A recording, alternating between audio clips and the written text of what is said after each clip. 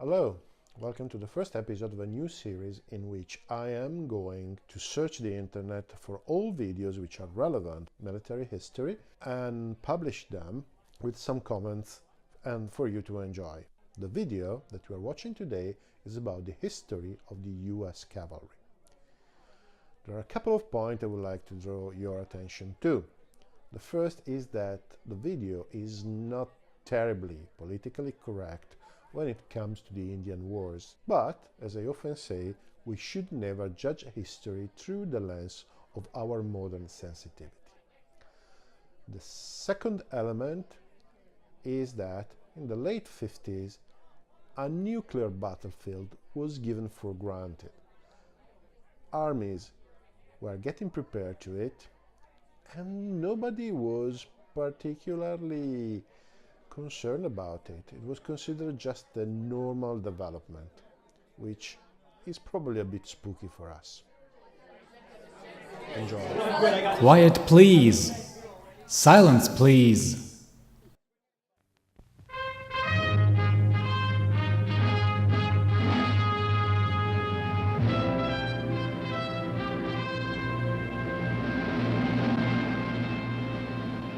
This is The Big Picture, an official television report of the United States Army, produced for the armed forces and the American people. Now, to show you part of the big picture, here is Master Sergeant Stuart Queen. There is a story which has endured since the Napoleonic Wars about an English cavalry officer who, according to the tale, said that the purpose of cavalry in warfare was to give tone to what otherwise would be simply a vulgar brawl. The cavalry trooper was always, from the beginning, a magnificent fighter, and the cavalry itself a magnificent service. Surrounding the very word cavalry, there is a warm glow of nostalgia, of romance and valor, a sense of proud men fighting a proud cause with both dash and distinction. These are valid impressions, but the cavalry's historic role in the defense of this country is one of the Army's most illustrious chapters.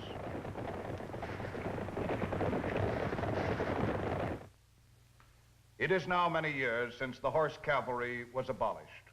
A global war and a localized police action have been fought without it. But the cavalry itself, its concept and its mission, is still a vital part of today's Army. A fact dramatically symbolized in a recent ceremony involving the 1st Cavalry Division. The 1st Cav, the heart and soul of the mounted service, whose history parallels the lusty history of this country's growth, leaves Japan for Korea to become one of the first U.S. Army divisions to be reorganized into a pentomic unit, a division organized to meet the demands of warfare on an atomic battlefield. Today, the big picture camera sweeps back through history to bring you the story of the cavalry in its long ride to glory.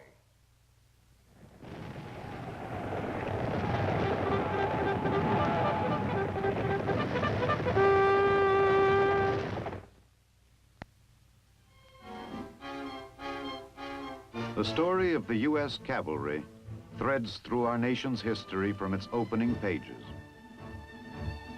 This is a salute to those valiant mounted warriors. Beginning, the cavalry was part of the ragged and untried Continental Army, which secured the dream of independence for the young nation. It was a small force, however, and it did not really come into its own until the southern campaigns toward the end of the war. Then at Kings Mountain and Cowpens, and in a series of other mounted battles, small bodies of regular cavalry routed the British and helped turn the tide of the war.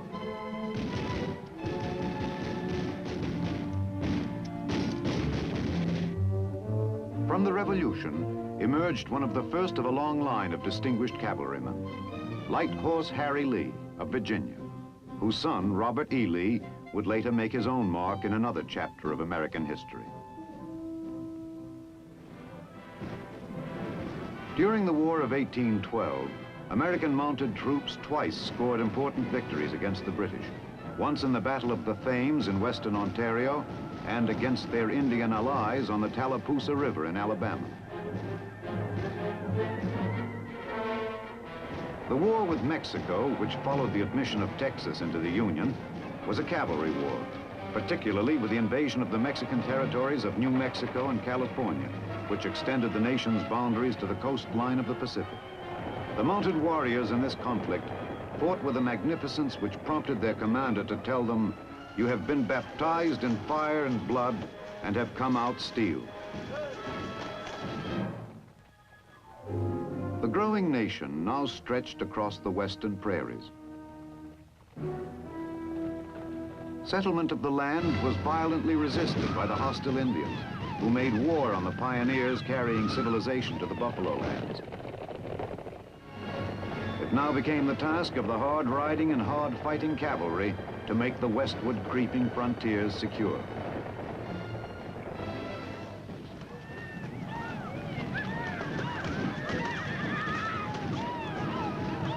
More than 12,000 miles of territory had to be protected against tribes prepared to fight to the death the migration of white men into their world. The firing of Fort Sumter, heralding the Civil War which presented the nation with its greatest test, interrupted the cavalry's mission in the West. Confederate leaders like Jeb Stuart, who twice led his cavalry of the Army of Northern Virginia completely around the opposing Union armies, used mounted troops wisely and colorfully, and with spectacular success from the beginning. As a result, the Confederacy had a mounted superiority over the North in the early part of the war. The Union, however, had cavalry giants of its own: Bill Sheridan and James H. Wilson. And under them, the Union cavalry became one of the greatest forces in the history of warfare. When it broke into action after almost 2 years on the defensive, it literally tore the heart out of the Southern forces.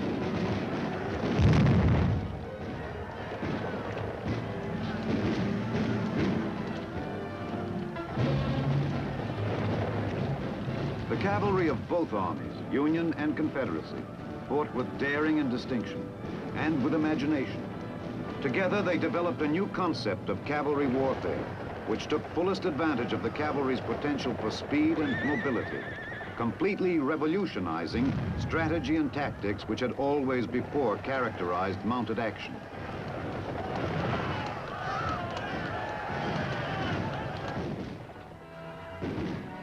With the end of the Civil War, the cavalry trooper turned his attentions once more to the enemy in the West. While the divided nation had been struggling for survival for 4 years, the Indian tribes, taking advantage of the conflict, had loosed a fury of attacks against the settlements in the West. There followed almost 3 decades of terror and bloodshed on the plains. Many heroic names from cavalry lore emerged from this period, but none more enduring than that of Major General George Armstrong Custer. His defeat at the hands of a horde of screaming Sioux and Cheyenne braves near the Little Bighorn River has symbolized to generations of Americans the cruel character of the Indian wars in the West.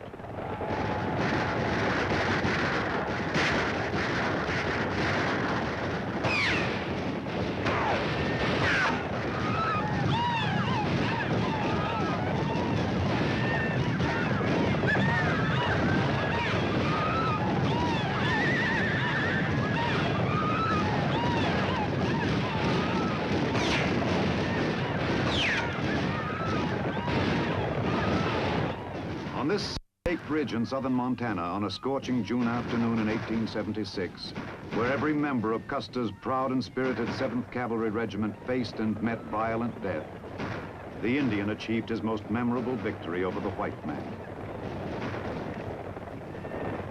Skirmish followed skirmish in those lusty and troubled years. The whole savage West was aflame.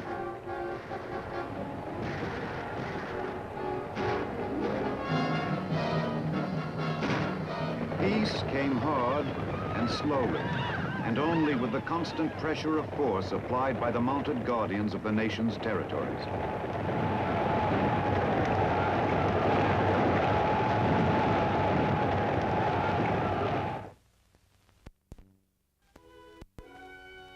By the turn of the century, the bloody work of the trooper and his steed was over in the West. America's frontiers were secure at last. For the first time in half a century, peace pervaded the plains and the mountains, and life for the tough cavalrymen became almost routine after the capitulation of the long warring red men. Chief Joseph, the indomitable chief of the Nez Perce who had fought the army bitterly, spelled out the tragic destiny of all the Indian nations with his words of surrender to the cavalry in northern Montana. I am tired of fighting. Our chiefs are killed. It is cold and we have no blankets. The little children are freezing to death. My people have run away to the hills. Hear me, my chiefs. My heart is sick and sad. From where the sun now stands, I will fight no more forever.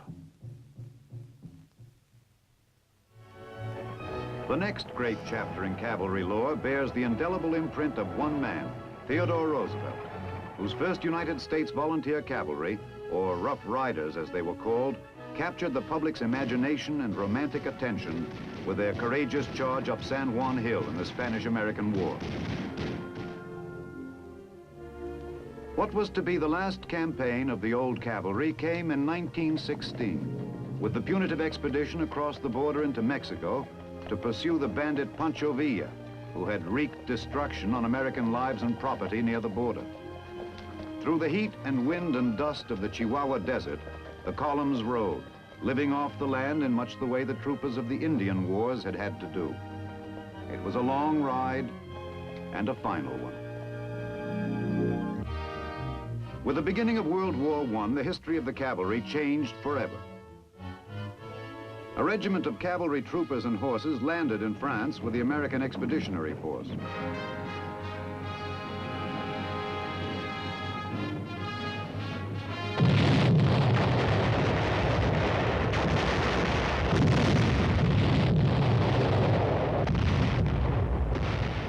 But the Western was stabilized into a trench warfare of massed fire and little change of position, and there was no use for the mobility of cavalry. At training camps back in the States, there was still no reason to believe that the end of the cavalry was in sight, however. Even though the greatest war in human history had left it behind, this was because of factors beyond the control of strategists. The cavalry was still very much an active force, and mounted troops trained constantly to keep in readiness for the day when the combat situation might change.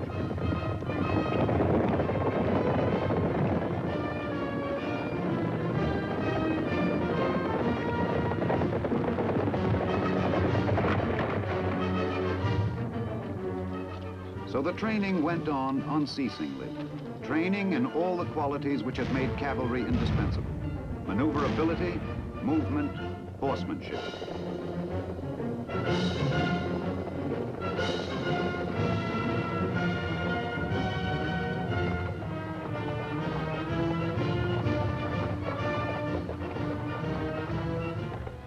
Only once in Europe during World War I, however, was American cavalry employed tactically. For the most part, instead of fighting with the esprit and dash which had distinguished it in so many other wars, the cavalry in Europe was left with the unfamiliar task of running various remount stations.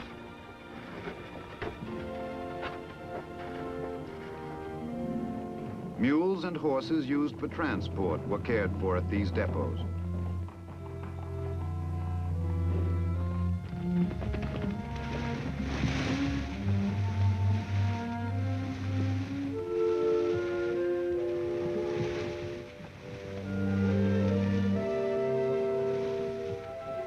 The horse himself, proud steed bred to the thrill of excitement, became for a while a messenger, a carrier of supplies, for whom the bugle call to battle no longer sounded. He was treated well and with consideration, however, as befits an honored warrior who had been withdrawn for a while from the battle. Still, there was no valid reason to believe the story of the cavalry was ending. Despite the small part it had played, all the great generals of the war paid tribute to its continuing function. General John Pershing declared, "There is not in the world today an officer of distinction who does not believe with emphasis that cavalry is as important today as it ever has been."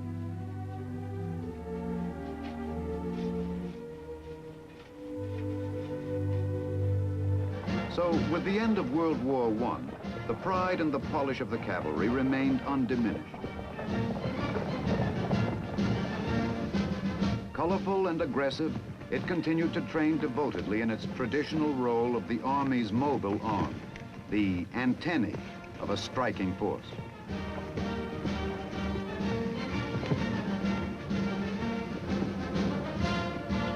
It was well prepared to carry out its mission of reconnaissance and counter-reconnaissance, screening and flanking in every kind of terrain and situation.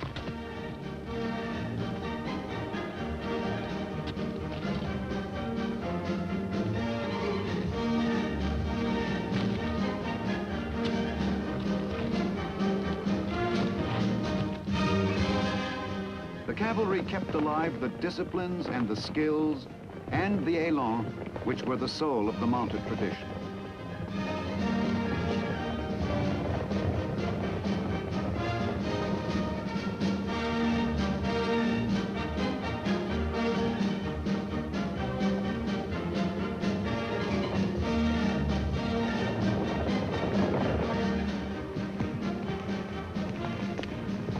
Yes, the cavalry trained hard during the 20s and 30s, while war clouds were forming over Europe and the Orient.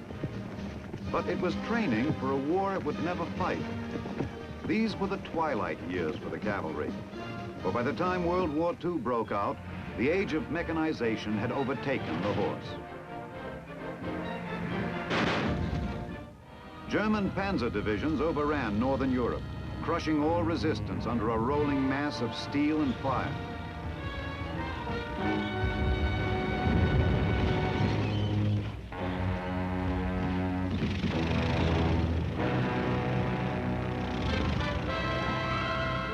The devastating successes of the blitzkriegs, which these armored divisions spearheaded, pointed up clearly the kind of mobile force that each side would employ on the battlefields of World War II.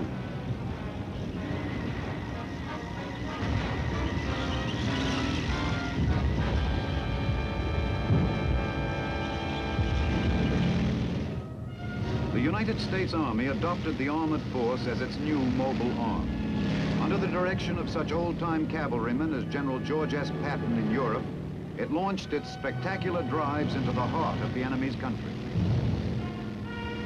On the other side of the world, cavalry troopers received their baptism in a new kind of warfare.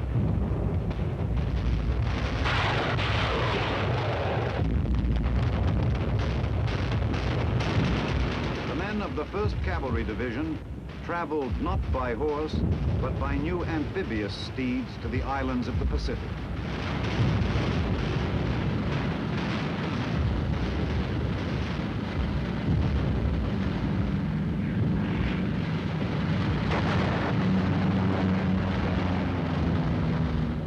The division, whose history reaches back to the winning of the plains, was the only cavalry division to remain intact during the war, but it fought dismounted as infantry.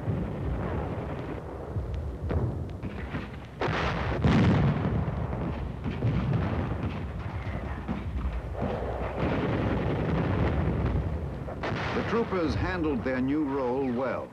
They fought with a courage that did justice to the reputation established by their mounted comrades of an earlier age.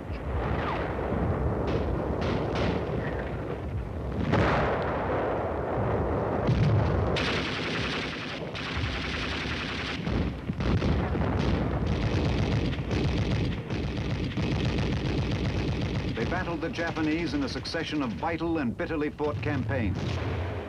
Los Negros, Leyte, Luzon,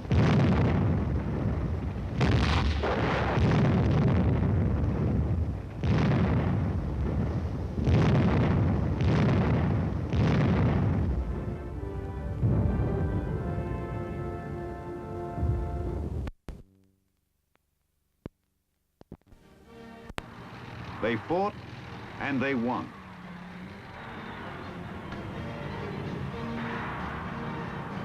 And with peace, they moved on into the capital of the enemy's homeland.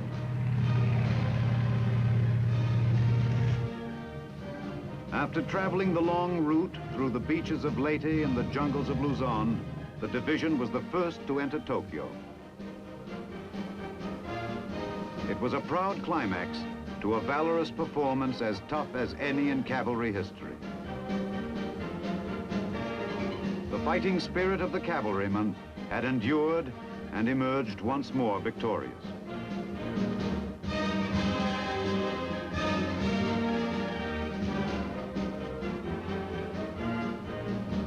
The division brought credit to itself in its occupation of Japan. But its fighting days were not yet over.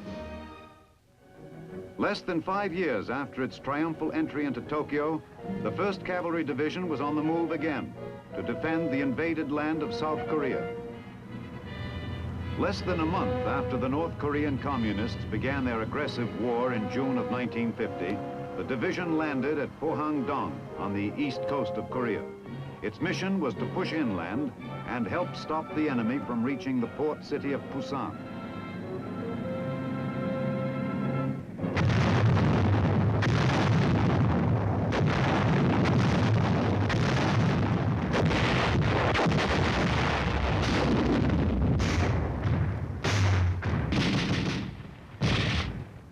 Dismounted once more, they fought with the same distinction they had shown in World War II.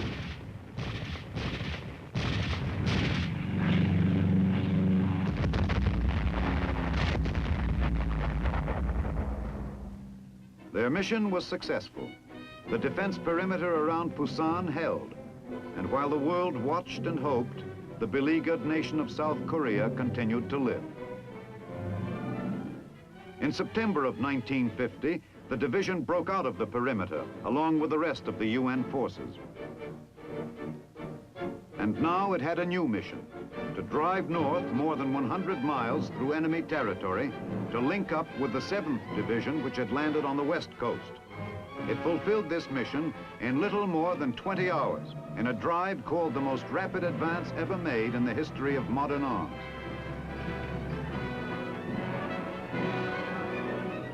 The inheritors of the legend of the Little Bighorn pushed north across the 38th parallel, and the cavalrymen who had in World War II achieved the distinction of being first into 2 enemy capitals, Manila and Tokyo, now set themselves to the task of adding another first to their record, Pyongyang, the capital city of the North Korean aggressor.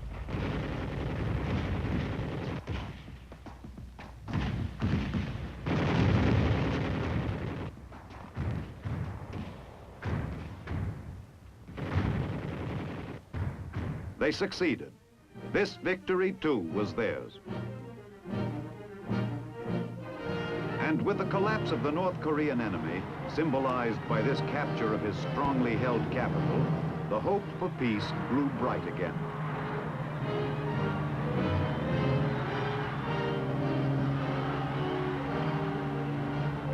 But it was a false hope. An entirely new war came with the entry of the Chinese communists into the conflict.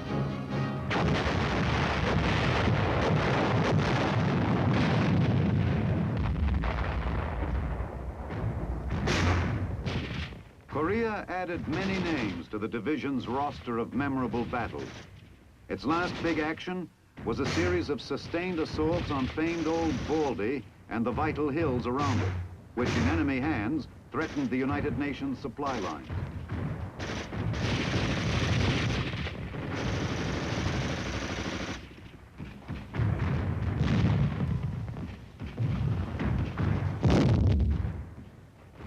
Old Baldy was taken. The last campaign ended in victory. A victory bought, like all the others, with bravery and devotion.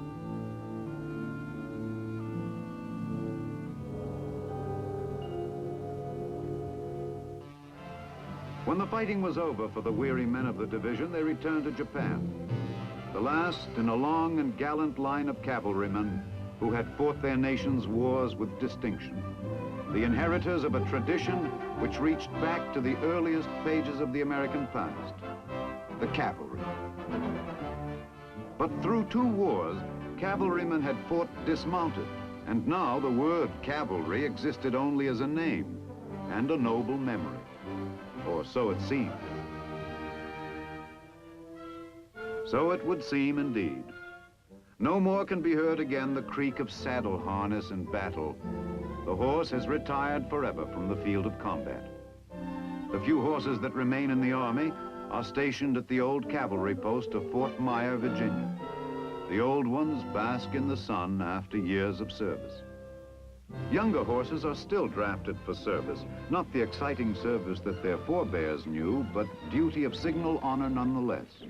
They belong, along with the men who ride them and care for them, to the Honor Guard unit of the 3rd Infantry Regiment. Theirs is the job of transporting America's heroic military dead to their final resting place. They are proud symbols of an army that has gone.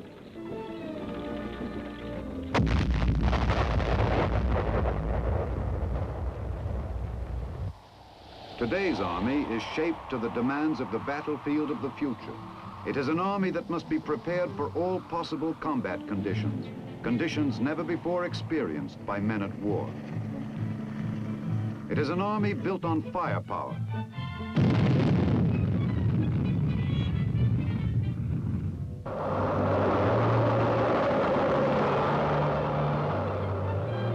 Its arsenal of weapons with which it can hit an enemy is spectacular.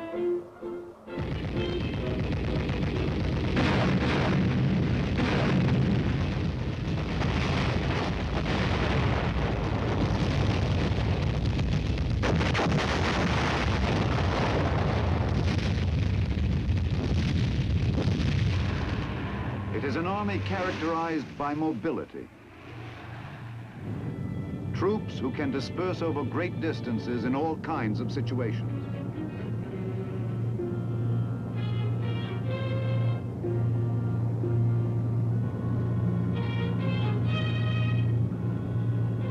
There is no place in such an army for the old horse cavalry, but that does not mean the cavalry itself is gone. Honorable traditions do not die easily, nor do historic missions which have proved themselves indispensable in warfare. The horse is gone, but the cavalry still remains, mounted now on other steeds. It rides on tanks and armored carriers on the ground.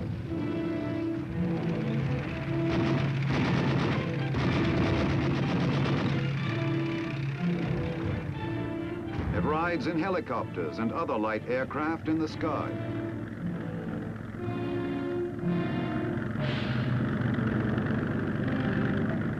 There is a cavalry troop capable of operating both in the air and on the ground in each of the Army's new pentomic divisions. Divisions reorganized to meet the demands of war on an atomic battlefield.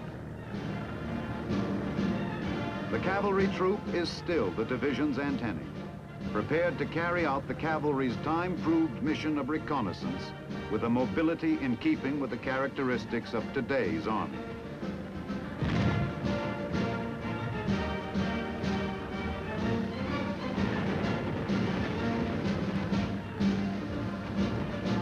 Techniques change, but traditions endure. And the traditions of the men who won the West, who died with Custer, who rode with Stuart and with Sheridan, who found glory at the charge and wrote history with their spirit, are too deeply embedded in the fiber of America ever to be lost or forgotten. Traditions endure. The hoofbeats of the cavalry thunder still in the memory of living men, and they echo and will echo forever in the mind of the nation. From the horse to the air, a long ride and a colorful one. That is the story of the cavalry in your Army. Now this is Sergeant Stuart Queen, your host for The Big Picture. The Big Picture is an official television report for the armed forces and the American people. Produced by the Army Pictorial Center.